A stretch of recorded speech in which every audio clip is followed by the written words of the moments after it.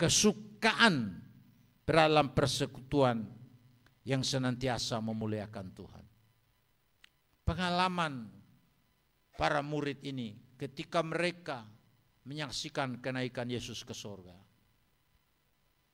menjadikan mereka memiliki kesukaan untuk berada dalam persekutuan yang senantiasa memuliakan Tuhan.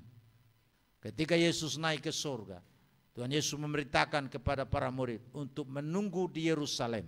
Menunggu dalam apa? Dalam doa bersama-sama. Setelah 10 hari tiba hari Pentakosta, terjadilah pencurahan Roh Kudus yang besar-besaran yang membuat para murid yang sedang berkumpul sekitar 120 orang di kamar loteng itu, mereka penuh dengan Roh Kudus dan berbicara dalam berbagai bahasa. Dan dengan pengalaman itu membuat mereka berkobar-kobar untuk menjadi saksi Kristus, bahkan rela mati demi kecintaan mereka akan Yesus yang sudah naik ke surga dan mencurahkan Roh Kudus bagi mereka. Saudara, kita memohon hal yang sama kepada Tuhan dalam doa 10 hari itu. Supaya apa? Supaya kita yang belum punya pengalaman dibaptis dengan Roh Kudus, yang ditandai dengan berbicara dalam bahasa roh, kita minta kepada Tuhan agar pengalaman itu juga kita alami dalam kehidupan kita.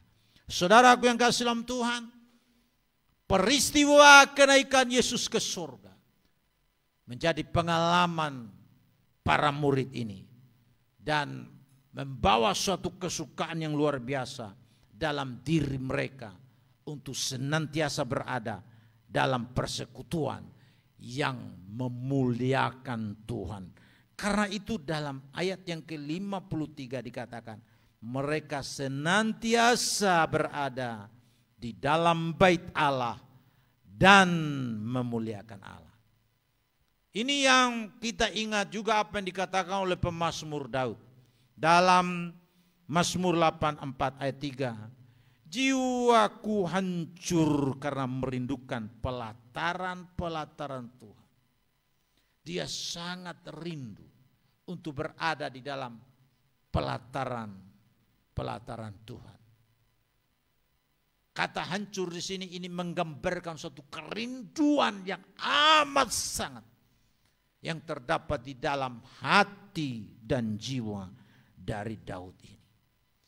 Kiranya hal yang sama menggerakkan kita, menghancur lulukan jiwa kita ini untuk merindukan suatu persekutuan yang senantiasa dengan Tuhan di pelataran-pelataran Tuhan. Hatiku dan dagingku bersorak-sorai kepada Allah yang hidup. Allah yang kita sembah dalam nama Yesus yang sudah naik ke surga itu. Dia adalah yang hidup, Allah yang berkuasa, Allah yang berhadirat dalam hidup kita. Ada bersama-sama dengan kita. Ketika kita mengalami Dia yang naik ke surga, itulah yang akan membuat hati kita, jiwa kita ini hancur-hancuran karena kita merindukan Dia untuk senantiasa ada di dalam persekutuan dengan kita. Para murid ketika mereka menyaksikan dan mengalami peristiwa kenaikan Yesus ke surga, itu yang membuat mereka memiliki kesukaan untuk berada terus-menerus dalam persekutuan dengan Tuhan. Di dalam bait-Nya, bukan untuk bergosip, bukan untuk hal-hal yang lain, tetapi untuk memuliakan Allah. Kita ada dalam pertemuan seperti ini hanya satu tujuannya, kita memuliakan Allah. Kita meninggikan nama Dia.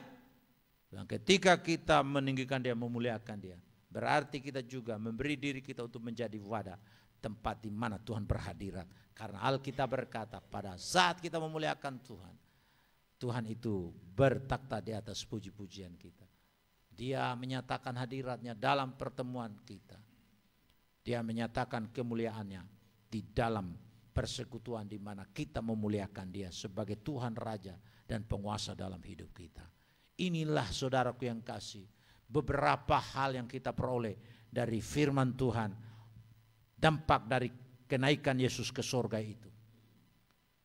kita akan alami ketika yang pertama bersedia dibawa di tempat tujuan yang Tuhan Yesus kehendaki kita ada.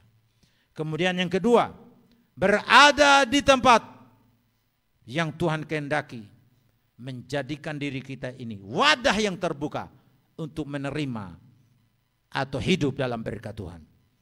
Kemudian yang ketiga, pengalaman bersama dengan Tuhan Yesus menuntun kita untuk intim dalam penyembahan kepadanya.